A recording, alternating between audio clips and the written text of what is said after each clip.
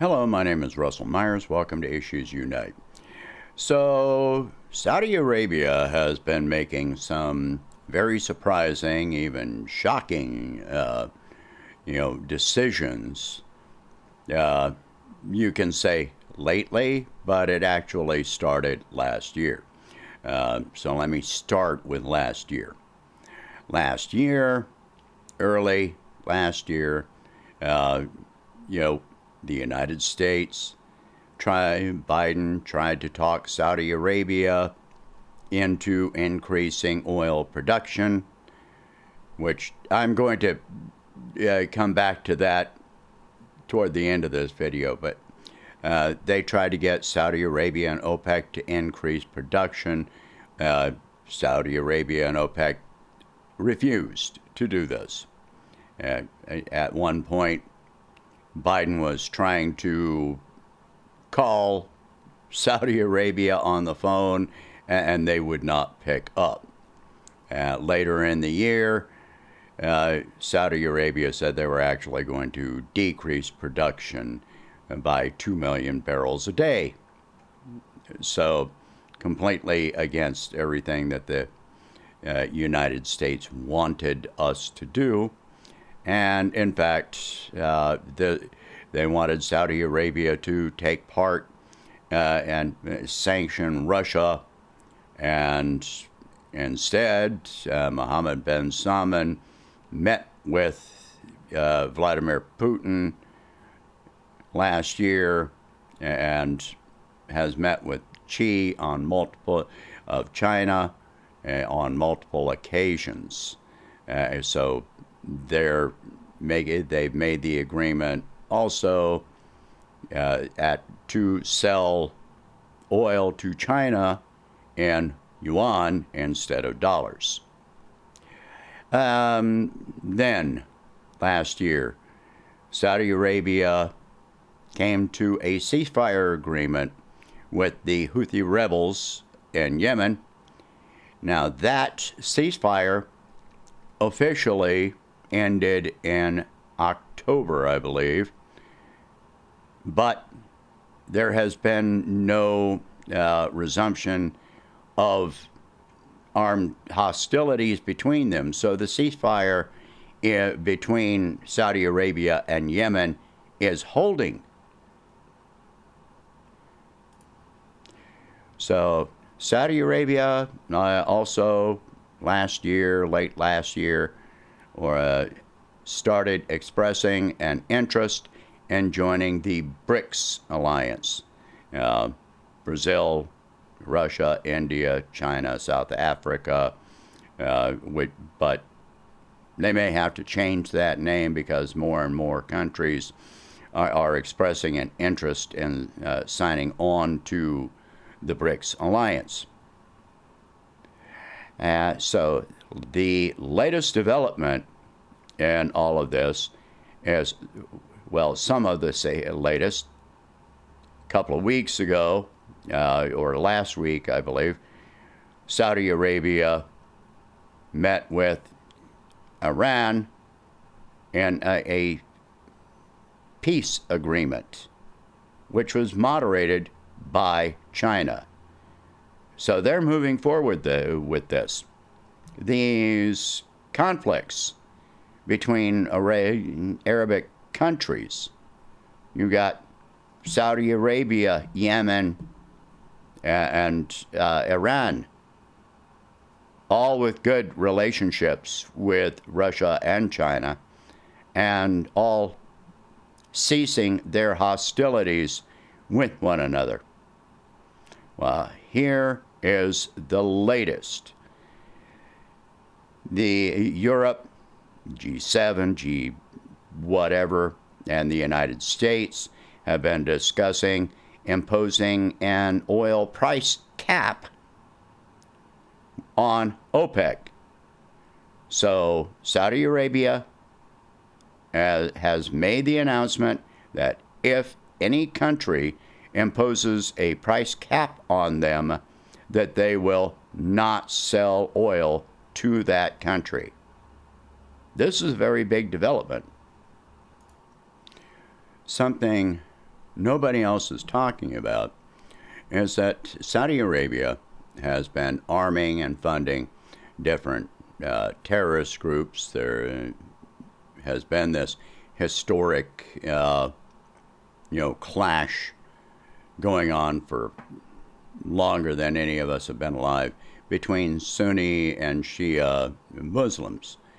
But if the Sunnis and the Shias are finding common ground and making peace with one another, then these terrorist groups, ISIS, Al-Qaeda, the Houthi rebels armed by Iran, etc., if these countries make literal peace agreements, that means that they are going to stop arming any of these terrorist groups. Meanwhile, the United States is not, via the CIA, is not going to be able to arm these groups any longer, considering all of the weaponry that has been delivered, sent, promised, etc. to Ukraine. There's nothing left in the stockpile, in the U.S. stockpile, for these groups. And Saudi Arabia and Iran, if they make Saudi Arabia, Iran, and Yemen, if they make peace, then these terrorist groups no longer have a source of funds and arms. So we're going to see less conflict going on in the Middle East. Of course, Israel is against this. They want these terrorist groups tearing up Muslim countries. So Saudi Arabia is not the least bit happy about such an arrangement. Neither is the United States government. Now, some of these peace efforts have been going on, some efforts toward them have been going on for years. The Iranian general Soleimani, that was killed in an airstrike by the Trump administration. At the time, he was going to deliver a peace proposal from Iran to Saudi Arabia at that time. But the events of the past year, with the sanctions being placed on Russia, what has happened is that this process has accelerated tremendously, because Saudi Arabia is looking at how the United States has treated the JCPOA with Iran, and also looking at the sanctions on Russia and seeing that the United States could potentially try to impose some of the same sanctions on Saudi Arabia and cause problems for them. So these countries want their own sovereignty, their own security, and they are going to achieve this through peace. If Sunnis and Shias make peaceful agreements, I can easily see other countries in the Middle East also making peaceful negotiations. Iraq, Syria, Lebanon, Palestine. What if they make an agreement similar to NATO for mutual defense? That is, I wouldn't expect anything like that to come about in the near future, but it's something that could definitely happen. And not too far off, but it can definitely happen in the near future. There is also the fact that if Saudi Arabia makes agreements for peace, that the United States is going to lose a lot of money on arms sales to Saudi Arabia. A lot of money. Because Saudi Arabia is not going to need all of those weapons.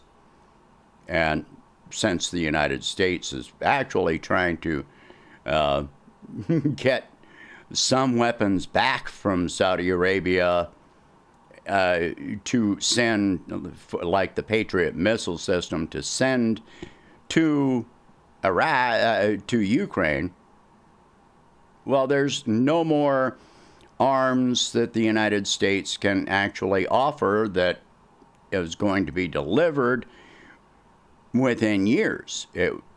Our production is not that high, and our stockpiles of ammunition have been highly depleted because of everything that has been sent to Ukraine. So Saudi Arabia may turn to China or Russia to buy weapons. And once they make such an agreement, that's not going away anytime soon. Probably that agreement will probably last for decades.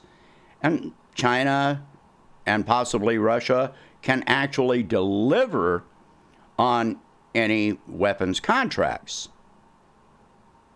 So that's billions of dollars for the U.S. arms industry that's just gone. Meanwhile, this is where I was coming full circle. Meanwhile, any price cap on oil is kind of redundant at this point. Right now, WTI, West Texas Intermediate Crude, is trading at under $70 a barrel.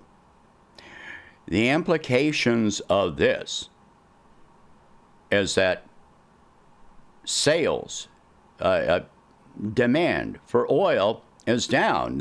This is happening after Saudi Arabia, OPEC, and Russia have decreased their production from OPEC, 2 million barrels a day reduction, which is still in place and expected to be in place throughout this year.